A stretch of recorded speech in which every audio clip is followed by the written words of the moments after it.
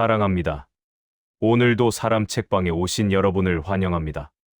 여러분, 혹시 이런 경험 있으신가요? 평생을 함께 산 배우자가 아침에 눈 뜨자마자 던진 한마디.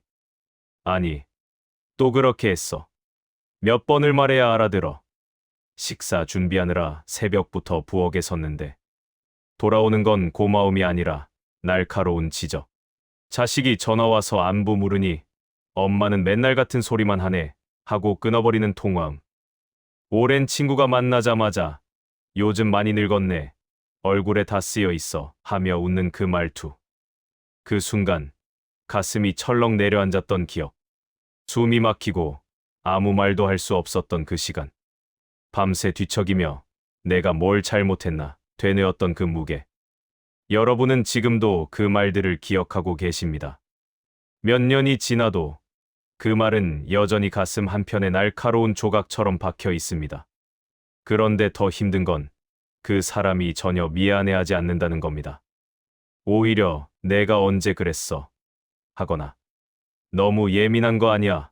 하며 여러분을 더 작게 만듭니다. 그러면 여러분은 또다시 생각합니다. 내가 너무 약한 건가? 내가 문제인가? 나이 들어서 더 유난스러워진 건가? 그렇게 스스로를 탓하고 또 탓하며 상처는 점점 깊어만 갑니다. 하지만 여러분, 오늘 제가 꼭 전하고 싶은 이야기가 있습니다. 늘 상처 주는 말을 하는 사람. 그들이 정말 강한 사람일까요? 그들이 정말 옳은 말을 하고 있는 걸까요? 아닙니다. 절대 아닙니다. 성숙한 사람은 말을 아낍니다. 진짜 강한 사람은 타인을 함부로 판단하지 않습니다. 마음이 건강한 사람은 상대의 약점을 건드리지 않습니다. 반대로 늘 상처 주는 말을 하는 사람은 사실 내면이 불안정하고 자기 자신을 제대로 마주하지 못한 사람일 가능성이 큽니다.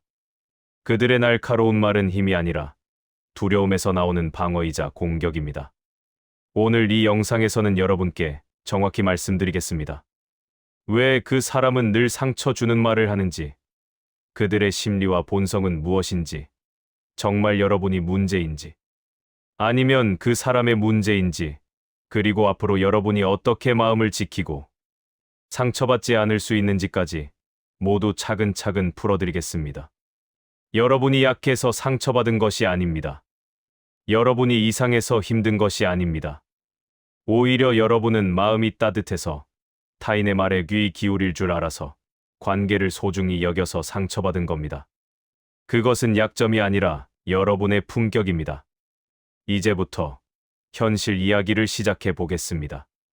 한장 가족이라는 이유로 함부로 대해도 된다고 착각하는 순간 관계는 무너지기 시작합니다. 70평생을 함께 산 한 부부의 이야기입니다. 아내는 매일 아침 남편의 식사를 챙기고 그가 좋아하는 반찬을 미리 준비해 둡니다. 건강을 생각해서 짜지 않게 부드럽게 조리합니다. 그런데 남편은 매번 이렇게 말합니다. 이게 뭐야? 맛이 없네. 옆집 영숙이 엄마는 요리 정말 잘하던데. 아내는 아무 말도 하지 못합니다. 그저 식탁을 치우며 조용히 눈물을 삼킵니다. 어느 날 아내가 몸이 아파 병원에 다녀왔습니다. 남편에게 조심스럽게 말했습니다. 여보, 오늘 병원 갔다 왔어. 검사 결과가 좀... 그런데 남편은 TV를 보며 대답합니다. 그래. 나이 들면 다 그런 거야. 괜히 병원비만 쓰고. 아내는 그 순간 자신이 이 집에서 얼마나 작은 존재인지 깨달았습니다. 평생을 함께 살았지만 자신의 아픔조차 제대로 들어주지 않는 사람과 살고 있다는 걸 뼈저리게 느꼈습니다. 또 다른 분의 이야기입니다. 60대 중반의 한 어머니는 자식들에게 연락하는 게 두렵습니다. 전화를 걸면 아들은 엄마, 바빠. 나중에 하고 끊고 딸은 엄마는 왜 맨날 걱정만 해? 하며 짜증을 냅니다. 명절에 가족이 모여도 마찬가지입니다. 엄마, 그 옷은 좀 촌스러운 거 아니야? 엄마, 요즘 시대에 그런 생각은 시대착오적이야. 자식들의 말 한마디 한마디가 가슴에 박힙니다. 어머니는 혼자 있을 때 생각합니다. 내가 뭘 잘못했나? 내가 너무 낡은 사람인가? 내 존재 자체가 부담인가? 그렇게 스스로를 지우기 시작합니다. 말을 줄이고, 감정을 숨기고, 있는 듯 없는 듯 살아갑니다. 그런데 이상하게도 마음은 점점 더 무거워지고 숨 쉬는 것조차 힘들어집니다. 이런 일들은 너무나 흔합니다. 가까운 사람일수록, 함께한 시간이 길수록 더 함부로 대하는 경우가 많습니다. 타인에게는 절대 하지 않을 말을 가족에게는 아무렇지 않게 던집니다. 마치 가족이라는 이유만으로 모든 게 용납될 거라고 착각하듯이 말입니다. 심리학자들은 이것을 친밀성의 역설이라고 부릅니다. 가까운 관계일수록 더 큰 상처를 주고받는 현상입니다. 미국의 심리학자 존 가트맨 박사는 부부 관계를 연구하며 이런 결론을 내렸습니다. 부정적인 말 한마디는 긍정적인 말 5마디로도 회복되지 않는다. 한 번 던진 상처는 그만큼 깊고 오래 남는다는 뜻입니다. 또한 신경과학 연구에 따르면 언어적 폭력은 신체적 폭력만큼이나 뇌에 강한 고통 신호를 보낸다고 합니다. 특히 사랑하는 사람에게 받은 말의 상처는 뇌의 통증, 중추를 활성화시켜 실제로 몸이 아픈 것처럼 느껴지게 만듭니다. 여러분이 그 말을 듣고 가슴이 아팠던 건 정말로 뇌가 고통을 느꼈기 때문입니다. 여러분의 감정은 과장이 아니라 과학적 현실입니다. 그렇다면 왜 가까운 사람들은 이렇게 상처 주는 말을 할까요? 그들은 왜 당신이 얼마나 힘들어하는지 모를까요? 아니, 어쩌면 알면서도 계속하는 건 아닐까요? 여기서 중요한 본질이 드러납니다. 늘 상처 주는 말을 하는 사람은 상대를 존중할 줄 모르는 사람입니다.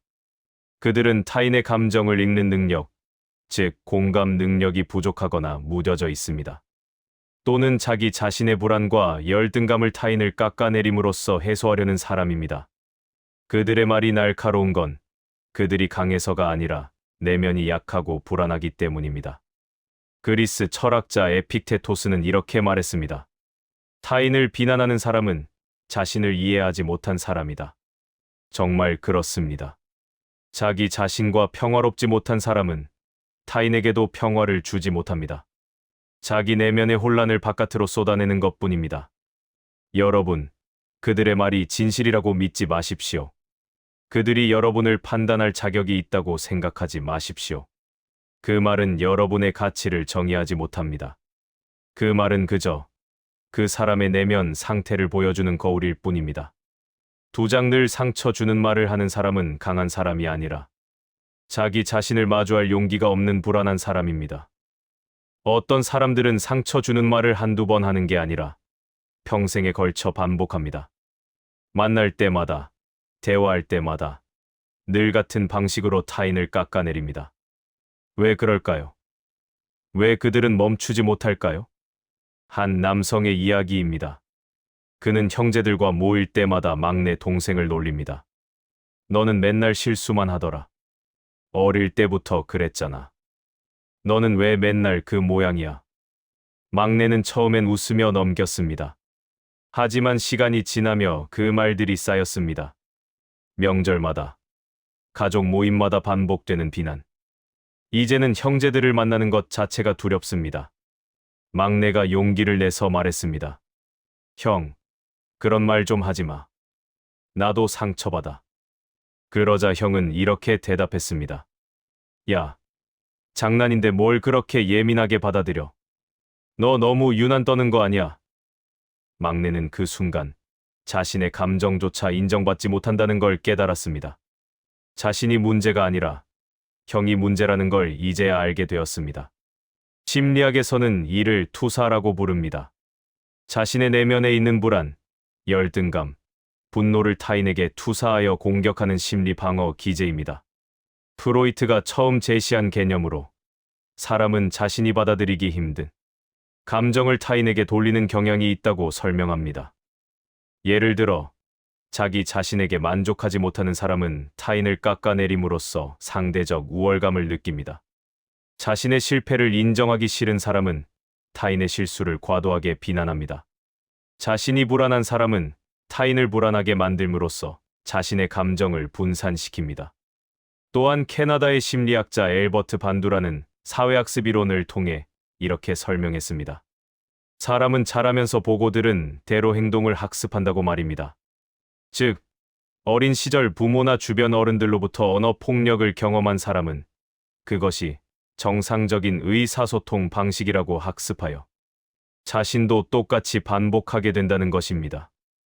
그들에게는 상처 주는 말이 일상이었고, 그래서 그것이 잘못된 줄도 모릅니다. 하지만 여기서 중요한 점은 그들이 그런 환경에서 자랐다 해도 성인이 된 후에도 변하지 않는 건 그들의 선택이라는 겁니다. 많은 사람들이 힘든 과거를 딛고 성숙한 어른으로 성장합니다. 자기 반성을 통해 배우고 타인을 존중하는 법을 익힙니다. 하지만 어떤 사람들은 그 노력을 하지 않습니다. 자기 자신을 돌아보지 않고 타인에게 책임을 떠넘기며 계속 같은 방식으로 살아갑니다. 그들은 변화를 두려워합니다. 자신의 잘못을 인정하는 것이 자신이 무너지는 것처럼 느껴지기 때문입니다. 그래서 방어적으로 변하고 공격적으로 변합니다. 내가 잘못한 게 아니라 내가 문제야 라고 말하며 자신을 정당화합니다. 이런 사람들의 본질은 결국 미성숙입니다. 감정 조절 능력의 미성숙, 관계 인식의 미성숙, 책임감의 미성숙. 그들은 겉으로는 나이가 들었지만 내면은 여전히 성장하지 못한 상태입니다. 독일의 철학자 쇼펜하우어는 이렇게 말했습니다. 사람의 진정한 가치는 타인을 대하는 방식에서 드러난다. 정말 맞는 말입니다. 성숙한 사람은 말을 조심합니다. 상대의 마음을 헤아립니다. 자신의 감정을 타인에게 함부로 쏟아내지 않습니다. 반대로 미성숙한 사람은 자기 감정 조절을 못하고 상대에게 책임을 떠넘기며 자신의 행동이 타인에게 어떤 영향을 미치는지 전혀 생각하지 않습니다. 여러분이 만난 그 사람이 바로 그런 사람입니다. 그들의 말은 진실이 아니라 그들의 미성숙함이 만들어낸 왜곡된 표현일 뿐입니다. 여러분은 그 말을 진지하게 받아들일 필요가 없습니다. 세상 상처받는 건 당신이 약해서가 아니라 관계를 진심으로 소중히 여기는 따뜻한 사람이기 때문입니다. 여기서 한 가지 의문이 생깁니다. 왜 우리는 그 말에 그토록 상처를 받을까요? 왜 그냥 흘려들을 수 없을까요? 다른 사람들은 쉽게 넘기는 것 같은데 나만 유독 힘든 건 아닐까요? 한 여성의 이야기입니다. 그녀는 친구와 대화 중에 이런 말을 들었습니다. 너 요즘 살 좀 쪘네. 건강 챙겨야지. 친구는 무심코 던진 말이었지만 그녀는 그날 밤잠을 이루지 못했습니다. 거울을 보며 자신을 비난하고 음식 조절을 시작했습니다. 몇 달 후 친구를 다시 만났을 때 친구는 그때 했던 말을 전혀 기억하지 못했습니다. 하지만 그녀는 그 말을 잊지 못했습니다. 여전히 그 말이 마음 한구석에 남아 있습니다. 왜 이런 일이 생길까요? 심리학에서는 이를 부정 편향이라고 설명합니다. 인간의 뇌는 긍정적인 정보보다 부정적인 정보에 더 강하게 반응하고 더 오래 기억하도록 설계되어 있습니다. 이는 생존을 위한 진화적 본능입니다. 위험을 빨리 감지하고 기억해야 살아남을 수 있었기 때문입니다. 미국 오하이오 주립대학교의 연구에 따르면 긍정적인 경험 하나를 기억하는 동안 부정적인 경험은 5배 더 강하게 기억된다고 합니다. 즉, 누군가 여러분을 칭찬한 말은 쉽게 잊혀지지만 비난한 말은 오래도록 마음에 남는 것입니다. 또한 애착 이론을 연구한 심리학자 존 볼비는 어린 시절 안정적인 애착을 형성하지 못한 사람일수록 타인의 부정적인 평가에 더 취약하다고 설명했습니다. 어릴 때 충분히 사랑받지 못했거나 조건부 사랑만 받았던 사람은 자기 가치를 타인의 평가에 의존하게 됩니다. 그래서 타인의 부정적인 말 한마디에도 자신의 전체 가치가 무너지는 것처럼 느껴지는 것입니다. 여러분이 그 말에 상처받는 건 여러분이 약해서가 아닙니다. 여러분의 뇌가 정상적으로 작동하고 있다는 증거이고 여러분이 관계를 소중히 여기는 사람이라는 증거입니다. 오히려 타인의 말에 전혀 영향받지 않는 사람이 있다면 그 사람은 공감 능력이 부족하거나 감정이 무뎌진 사람일 가능성이 큽니다. 하지만 동시에 우리는 배워야 합니다. 모든 말을 다 받아들일 필요는 없다는 것을. 모든 평가를 다 수용할 필요는 없다는 것을. 프랑스의 철학자 몽테뉴는 이렇게 말했습니다. 다른 사람의 의견에 의해 살아가는 사람은 자기 자신의 삶을 사는 것이 아니다. 타인의 말이 여러분을 정의하게 두지 마십시오. 여러분의 가치는 여러분 스스로 결정하는 것입니다. 상처받는 것은 자연스럽습니다. 하지만 그 상처를 영원히 안고 사는 것은 선택입니다. 이제부터는 조금씩 그 말과 나 사이에 거리를 두는 연습을 해야 합니다. 저 사람이 저렇게 말하는구나. 하지만 그건 저 사람의 생각일 뿐이야. 나는 나대로 괜찮은 사람이야. 이렇게 생각하는 연습을 반복하다 보면 점점 마음이 단단해집니다. 내장 한 사람만 당신을 비난한다면 그건 당신의 문제가 아니라 그 사람의 문제일 가능성이 큽니다. 여기서 여러분이 꼭 생각해 봐야 할 질문이 있습니다. 정말 내가 문제일까? 혹시 그 사람 말이 맞는 건 아닐까? 내가 정말 부족한 건 아닐까? 이 질문은 매우 중요합니다. 왜냐하면 자기 성찰은 성장의 시작이기 때문입니다. 하지만 동시에 과도한 자책은 독이 됩니다. 균형 잡힌 판단이 필요합니다. 한 남성의 이야기입니다.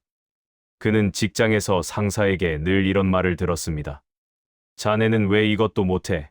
다른 사람들은 다 하는데. 자네 때문에 팀 전체가 힘들어. 그는 밤낮으로 일했습니다. 주말도 없이 휴가도 반납하며 일했습니다. 하지만 상사의 비난은 멈추지 않았습니다. 그러던 어느 날 그는 다른 부서로 이동하게 되었습니다. 새로운 상사는 그를 인정해 주었고 그의 능력을 신뢰했습니다. 그제야 그는 깨달았습니다. 문제는 자신이 아니라 이전 상사였다는 것을. 그는 결코 무능하지 않았습니다. 단지 인정받지 못하는 환경에 있었을 뿐입니다. 이처럼 때로는 환경이 문제입니다. 관계가 문제입니다. 당신 자체가 문제가 아닙니다. 그렇다면 어떻게 판단해야 할까요? 첫째, 여러 사람의 의견을 들어보십시오. 한 사람만 여러분을 비난한다면 그건 그 사람의 문제일 가능성이 큽니다. 하지만 여러 사람이 비슷한 피드백을 준다면 그건 여러분이 돌아봐야 할 부분일 수 있습니다. 둘째, 그 사람의 의도를 살펴보십시오. 정말 여러분을 위해 하는 말인지 아니면 자신의 감정을 해소하려고 하는 말인지 구분해야 합니다. 건설적인 비판은 구체적이고 해결책을 제시합니다. 하지만 단순한 비난은 막연하고 공격적이며 여러분을 깎아내리기만 합니다. 셋째, 여러분의 감정을 신뢰하십시오. 그 말을 들었을 때 마음이 무너지고 자존감이 떨어지고 아무것도 하기 싫어진다면 그 말은 건강한 피드백이 아닙니다. 진정한 조언은 비록 아프더라도 결국 여러분을 성장시키고 앞으로 나아가게 만듭니다. 심리학자 칼 로저스는 무조건적 긍정적 존중이라는 개념을 제시했습니다. 사람은 조건 없이 존중받아야 한다는 것입니다. 여러분이 완벽하지 않아도 실수를 해도 부족함이 있어도 여러분은 존중받을 자격이 있습니다.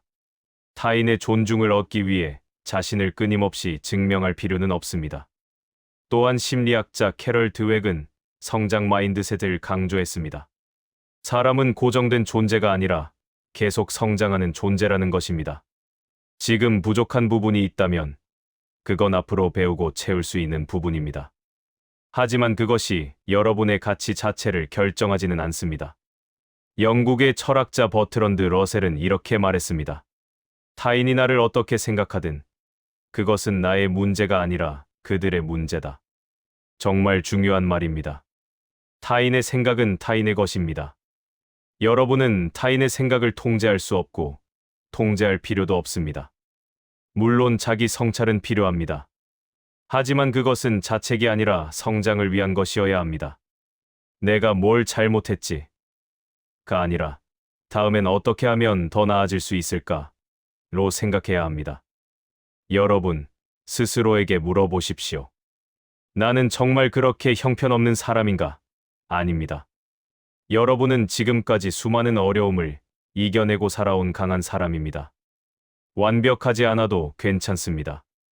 여러분은 이미 충분히 가치 있는 사람입니다.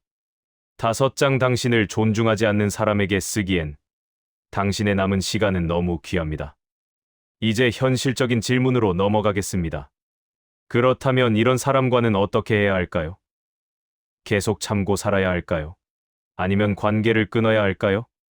한 여성의 이야기입니다. 그녀는 오랜 친구와 관계를 정리했습니다. 30년 넘게 알고 지낸 친구였지만 만날 때마다 기운이 빠졌습니다. 친구는 늘 자신의 이야기만 하고 그녀의 말은 듣지 않았습니다. 조언을 구하면 너는 맨날 그러니까 안 되는 거야 라며 비난했습니다. 그녀는 오랫동안 고민했습니다. 이렇게 오래 알고 지낸 사이인데 끊어도 되나? 내가 너무 냉정한 건 아닐까? 하지만 어느 날 그녀는 결심했습니다. 더 이상 이 관계를 유지하는 것이 자신에게 도움이 되지 않는다는 걸 깨달았습니다. 친구에게 솔직하게 말했습니다. 우리 관계가 나한테는 힘들어. 조금 거리를 두고 싶어. 친구는 화를 냈지만 그녀는 확고했습니다. 그 후 몇 달간은 외로웠지만 시간이 지나며 마음이 가벼워졌습니다. 이제는 자신에게 진짜 힘이 되는 사람들과 시간을 보냅니다. 관계를 판단하는 기준은 명확합니다. 첫째, 그 사람과 있을 때 나는 어떤 사람이 되는가? 더 나은 사람이 되는가? 아니면 더 작은 사람이 되는가? 자신감이 생기는가? 아니면 자존감이 떨어지는가? 관계는 서로를 성장시켜야 합니다. 한쪽이 계속 깎이기만 한다면 그건 건강한 관계가 아닙니다. 둘째, 그 사람은 나의 감정을 존중하는가? 여러분이 상처받았다고 말했을 때 그 사람은 어떻게 반응합니까? 진심으로 미안해하고 달라지려고 노력하는가? 아니면 여러분을 탓하고 정당화하는가? 진정한 관계는 서로의 감정을 존중하는 데서 시작됩니다. 셋째, 시간이 지나며 관계가 나아지는가, 악화되는가? 모든 관계에는 갈등이 있습니다. 중요한 건 그 갈등을 어떻게 해결하느냐입니다. 서로 노력하며 나아지는 관계는 유지할 가치가 있습니다. 하지만 아무리 노력해도 계속 같은 문제가 반복된다면 그건 상대가 변할 의지가 없다는 뜻입니다. 심리학자 헨리 클라우드는 그의 저서에서 경계선의 중요성을 강조했습니다. 건강한 관계를 위해서는 명확한 경계가 필요하다는 것입니다. 어디까지 허용하고 어디서부터 거부할 것인지를 분명히 해야 합니다. 경계 없는 관계는 결국 한쪽이 소진되고 무너집니다. 또한 사회심리학자 로이 바우마이스터는 관계 만족도에 대해 연구하며 이렇게 결론 내렸습니다. 관계에서 받는 긍정이 부정보다 훨씬 많아야 관계가 유지된다. 구체적으로는 긍정 대 부정의 비율이 최소 5대 1은 되어야 한다고 합니다. 만약 여러분이 그 사람에게서 받는 게 상처와 비난뿐이라면 그 관계는 이미 균형이 깨진 것입니다. 거리를 두는 것은 잘못이 아닙니다. 오히려 자기 자신을 지키는 건강한 선택입니다. 모든 관계를 유지할 필요는 없습니다. 특히 나이가 들수록 남은 시간과 에너지는 소중합니다. 그것을 나를 힘들게 하는 사람에게 쓸 이유가 없습니다. 로마의 철학자 세네카는 이렇게 말했습니다. 우리는 짧은 인생을 받은 것이 아니라 우리가 그것을 낭비한 것이다. 여러분의 시간은 소중합니다. 여러분을 존중하지 않는 사람에게 쓰기엔 너무 귀한 시간입니다. 물론 가족처럼 완전히 끊기 어려운 관계도 있습니다. 그럴 때는 물리적 거리는 유지하되 정서적 거리를 두십시오. 만나는 횟수를 줄이고 깊은 대화는 피하고 필요한 만큼만 관계를 유지하십시오. 여러분이 죄책감을 느낄 필요는 없습니다. 이것은 생존의 문제입니다. 6장 상대를 바꿀 수는 없지만 내 반응을 바꾸는 것만으로도 관계는 달라질 수 있습니다. 그렇다면 완전히 관계를 끊을 수 없는 사람, 계속 만나야 하는 사람과는 어떻게 대화해야 할까요? 상처를 최소화하는 방법은 없을까요? 한 남성의 이야기입니다. 그는 형과의 관계가 늘 힘들었습니다. 형은 만날 때마다 그를 무시하고 비난했습니다. 처음엔 그는 아무 말도 하지 못했습니다. 하지만 어느 날부터 전략을 바꿨습니다. 형이 너는 왜 맨날 그 모양이야 라고 말하면 그는 침착하게 대답했습니다. 형, 나는 형의 그런 말이 불편해. 다른 방식으로 얘기해 줄 수 있어. 형은 처음엔 당황했지만 점차 말을 조심하기 시작했습니다. 이것이 바로 나 전달법입니다. 상대를 공격하지 않으면서도 자신의 감정을 분명히 전달하는 방법입니다. 너는 왜 그래가 아니라 나는 이렇게 느껴로 시작하는 것입니다. 예를 들어, 너는 항상 나를 무시해가 아니라 나는 내 말을 들을 때 무시당하는 느낌이 들어 라고 표현하는 것입니다. 이 방법은 미국의 심리학자 토마스 고든이 개발한 의사소통 기법으로 상대의 방어심을 낮추고 건설적인 대화를 이끌어내는 데 효과적입니다. 또 다른 전략은 회색 바위 기법입니다. 이는 상대의 공격적인 말에 감정적으로 반응하지 않고 무미건조하게 대응하는 방법입니다. 마치 회색 바위처럼 아무런 반응을 보이지 않는 것입니다. 예를 들어, 누군가 너 요즘 왜 그렇게 늙어 보여? 라고 말하면 과거에는 뭐, 내가 늙어 보여? 라며 상처받았을 것입니다. 하지만 이제는 그래? 나이가 드니까 그럴 수도 있지 라고 담담하게 대답하는 것입니다. 감정을 실지 않고 사실만 인정하는 것입니다. 이 기법은 상대가 원하는 반응을 얻지 못하게 만듭니다. 대부분의 공격적인 사람들은 상대의 반응을 보며 자신의 힘을 확인하려 합니다.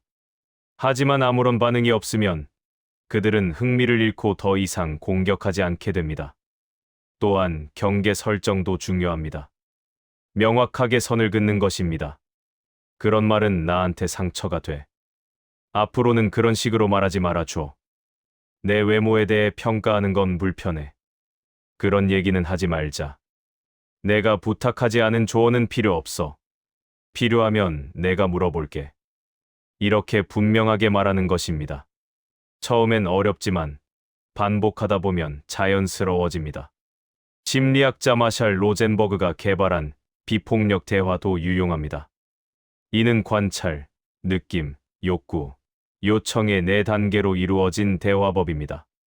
관찰, 내가 아까 내 요리를 보고 맛없어 보인다고 말했어.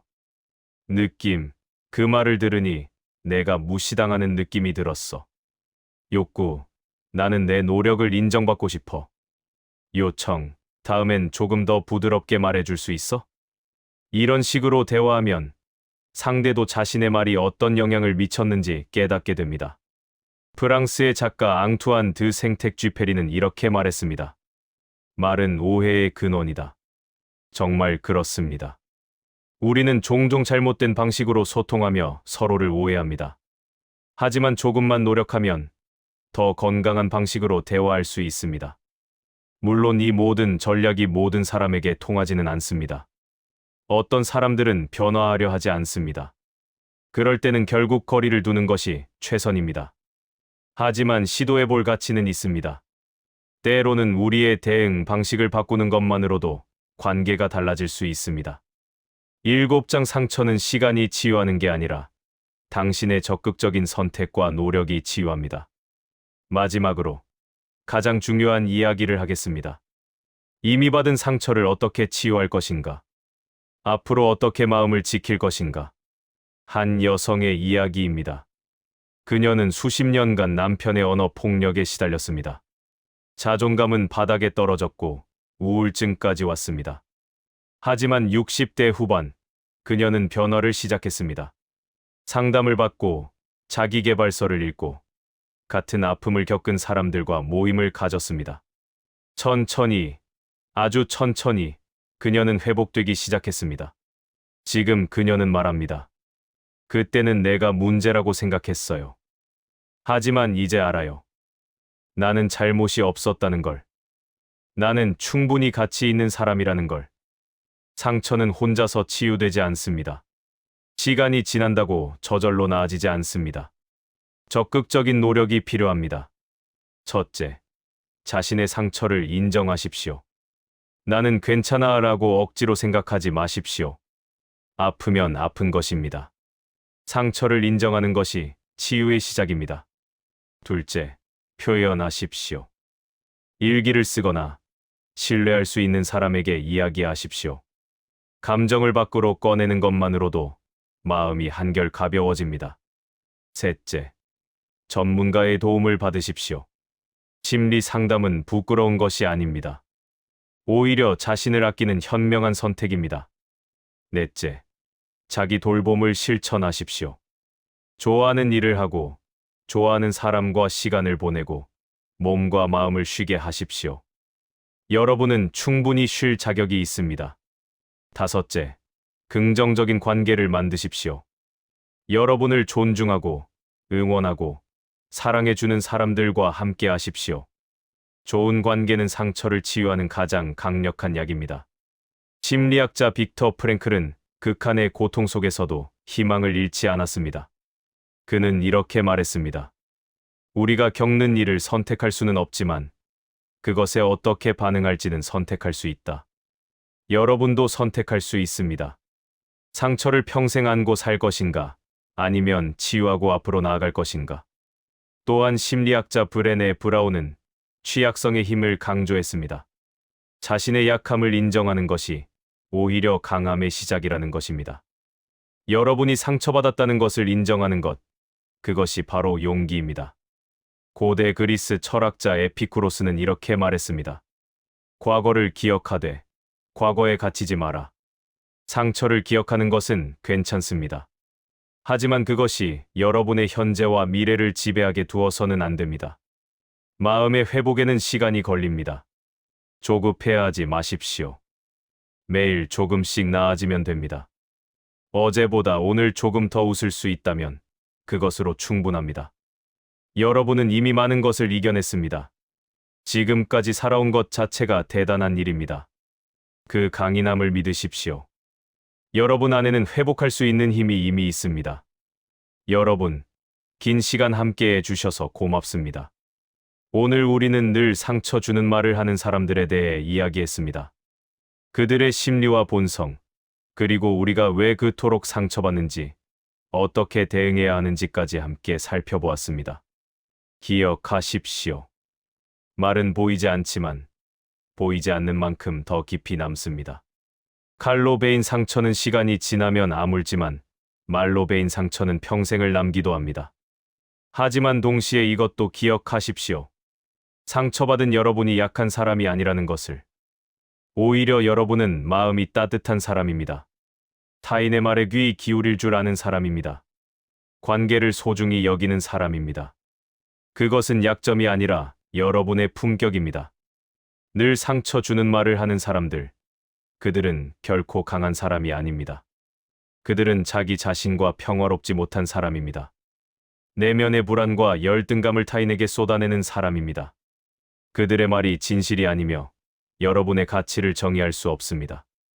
이제부터 여러분의 남은 인생은 달라져야 합니다.